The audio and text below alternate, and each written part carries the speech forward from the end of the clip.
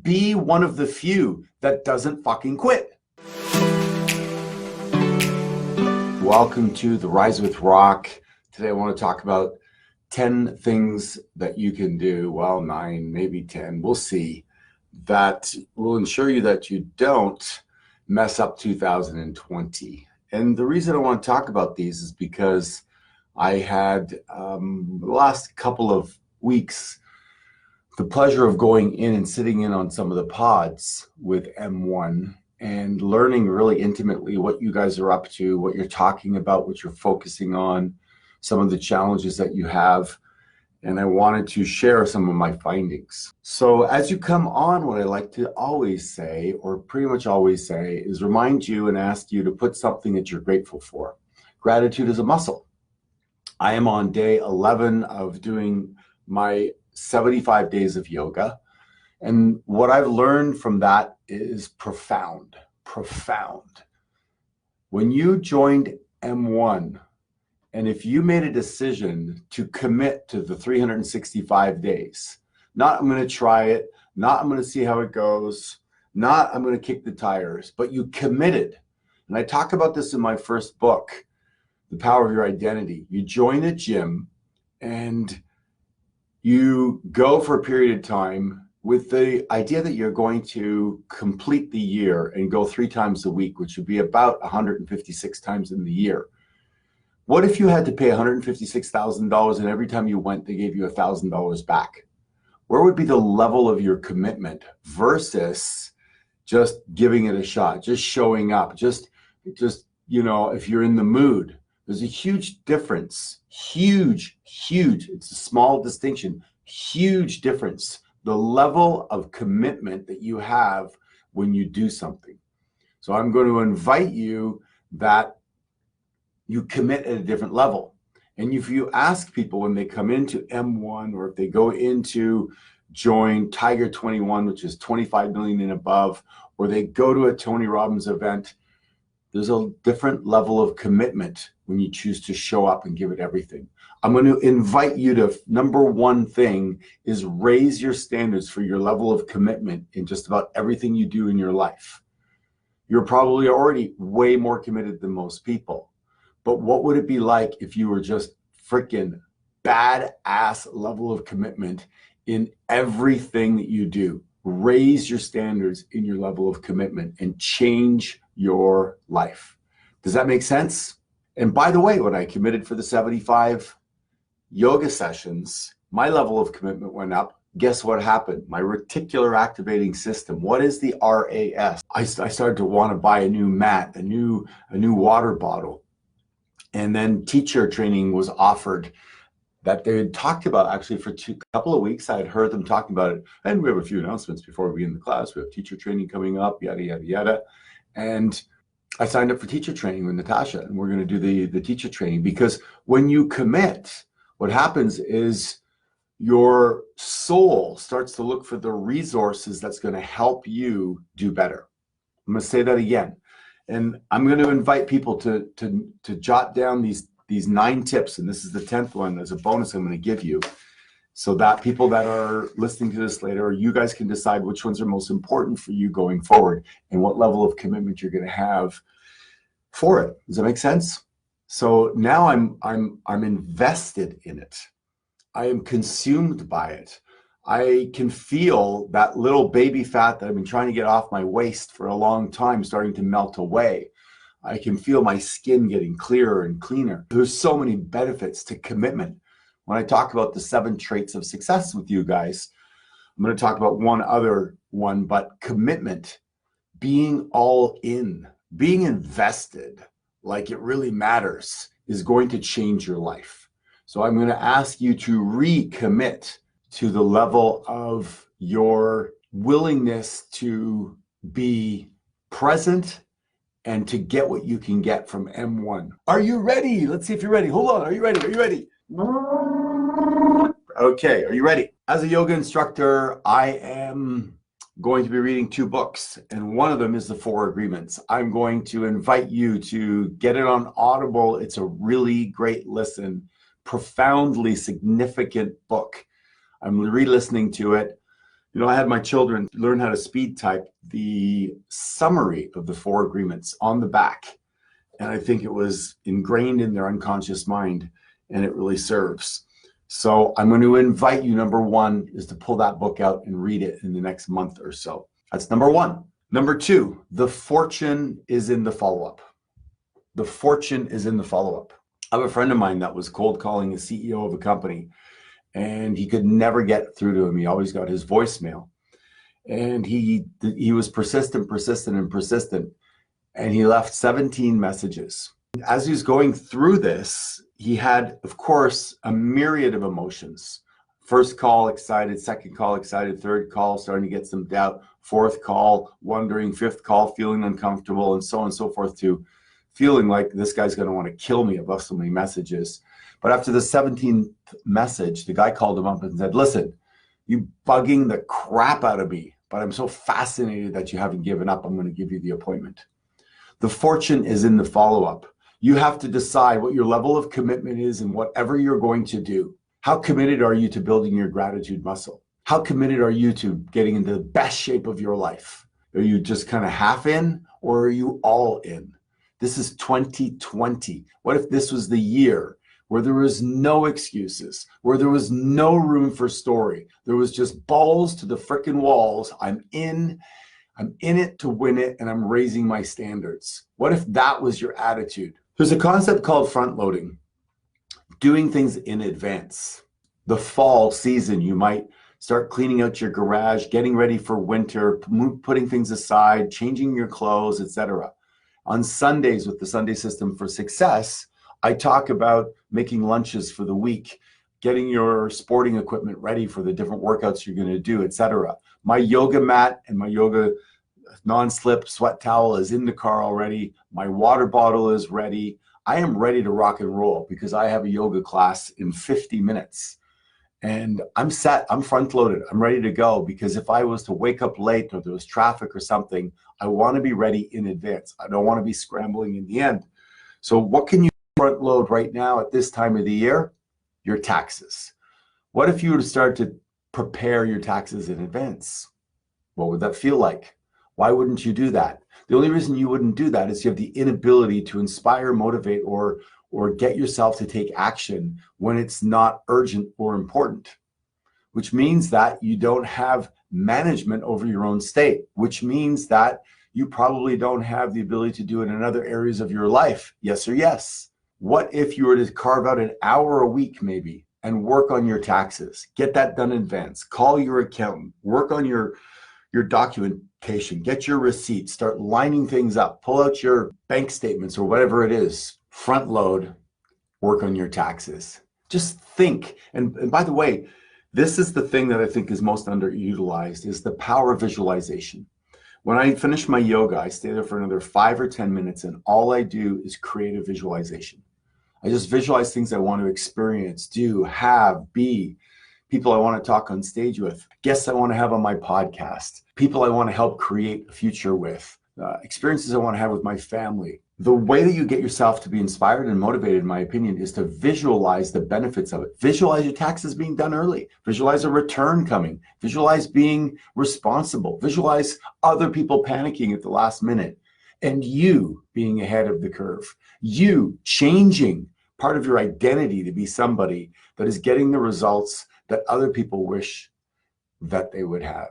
Be one of the few that doesn't fucking quit, that doesn't give up, that doesn't accept the feedback of the world going, it's not the right time and this and that, until you get the answer that confirms that. One of the 4 agreements is don't assume anything. Don't assume that they don't want to talk to you. Don't assume that they don't want to buy. Don't assume that they don't need your services. Step up and find out, and do it cheerfully. I have a rule of 3 that says this: I call somebody at least 3 times without getting discouraged at all, because I assume positively that they might have missed it. Maybe they're busy. Something that happened in their life, like they're sick or they're on vacation, or they clicked delete by mistake and they didn't even get to read my email. Has that ever happened to you? Or you deleted a message on a phone, or something happened and you're like, oh my God, who was I? Right? So be persistent and be committed to the fortune in the follow-up. Does your calendar own you, or do you own your calendar? So again, are you doing the Sunday system for success, or are you just like, well, what is that? I don't know. I don't know where to get it. I don't want to ask anybody. Where are you not asking for help that you could ask for help, that would help other people live into their gifts and would help you develop the muscle of courage? Courage comes from the French word car, which means heart. It takes heart to ask for what you want because you fear the discomfort, the rejection, annoying somebody, looking stupid, and all of that. But I'll tell you what, success is not for the timid. It's for the bold. So I'm going to ask you to develop your asker muscle. If you don't know the 7 traits assessment, why have you not then yet got your planner, your Epic Life Planner? And in here, it has the link to the free assessment that you can get and do, that we created for you. And you can discover where you stand on the scale in asking and commitment. There's 5 others, but I'm just talking about those 2 today. And there's two sides to the coin of an asker. You have the asker of asking for help, which requires courage, which requires being vulnerable, and it's a muscle to develop. Plus, the other side is asking for the frickin' order, and that's the one in the follow-up. Like, ask until people buy or die was my mantra as a salesperson. Follow up, show people. People don't care how much you know until they know how much you care. And you're going to demonstrate that caring by showing up with your service. If you had the cure to cancer and somebody was sick with cancer, would you go, excuse me, oh, I'm sorry, I didn't mean to bother you. Never mind. Or would you go, hey, let me share something with you. I'm so fired up about it. I think this could really serve you, help you, et cetera, et cetera. You wouldn't be embarrassed about having the cure to something. So go out there with passion and with hunger, and commitment, and give people the gifts that you have created. Make yourself a bold individual that is going to get what you want. You're not going to get what you want sitting at home looking at your laptop hoping customers are going to come your way. You're not going to get what you want not front loading things and hoping that things are going to go smoothly and perfectly. Get up earlier and jump at life. I was listening to a recording by Ed Millett, and he goes, universally successful people have a sense of urgency, universally. And that's why they want to get up a little bit earlier than other people, because they have shit they want to get done. They want to front load. And that's what successful people do. They're bold, they go for it. I'm also going to say this, is there are some people that are still not doing their budget appropriately. They're still not taking responsibility for their finances. They think there's a better way than the 6 bank accounts. Your better way is not necessarily going to work if you're struggling financially. I am a very good steward of my money. What am I? A very good steward of my money. Learn from my father's mistake. My father died in debt. I took on his debt. He unfortunately made a lot of emotional mistakes. He seemed to buy the last 3 homes he bought at the peak and sold at the valley. Bought at the peak, sold in the valley. And then he didn't pay his taxes because he couldn't, because he was an independent contractor, fell behind and had penalties and interest for probably over a decade, accumulating and stacking, and he could barely keep up. And then I took it on because on his deathbed, he didn't want to leave this debt with his mother, with my stepmother. And I took it on and I put myself into bankruptcy and was evicted from my apartment, paying off his debt, his mistake, his decisions to not front load, his decisions to not ask for help. So I am asking you to learn from what Warren Buffett says, is don't learn only from your mistakes, but learn from other people's mistakes. Become an amazing steward of your money and find out there's so many levels to it. Level 1, like basic kindergartners, do your budget. And most people aren't even doing that. If you're not doing that and you have $10 million, how are you going to manage and be a great steward to that? there are incorporating having trust set up. There's having wills and life insurance. You need to spend time. Unfortunately, I don't love it either. I don't love all that part. I wish somebody just figured all that out and all I had to do was make the money. Somebody else took care of all of that, but it doesn't work that way. I'm really inviting you to do that and level the fuck up and stop saying I'll do it tomorrow and I'll do it later. Front load your success today. Can we agree that this day we hit the button and we start front loading? Can I get some likes and love on this? I'm going to give you a challenge for the next 72 hours. How many hours? 72 hours. I'm going to ask you to audit your calendar every 15 minutes. What are you doing? Do you like it? Are you good at it? Or should somebody else be doing what you're doing? And find out where the opportunities are for you to level up. You bring the future to the present and you create a sense of urgency by tricking your brain. That's how you do it. The way I get myself to work out is I pretend that if I don't work out today, I won't work out tomorrow and I won't work out next week. And then I'm going to be in a slippery slope down. I'm going to end up like my father, who was stressed out, ate poorly, and died of cancer. Bam! Immediately energy sent to my body, commitment goes up, and I go out. I also think about wanting to feel good and look good. And so I think all the positive things that are going to happen. I also set myself up and make a declaration to the world and I let the world hold me accountable for my 75 days of golf. Well, that could be fun too, of yoga in a row. So there's so many things you can do. Make a declaration to the group that you're going to get your shit together. And then if your word means anything to you and you read the 4 agreements, be impeccable with your what? With your word, which means God is watching and you're going to raise your standards that area. You see how this all weaves together? Don't take anything personally is another one from that book. It's a fantastic book, by the way.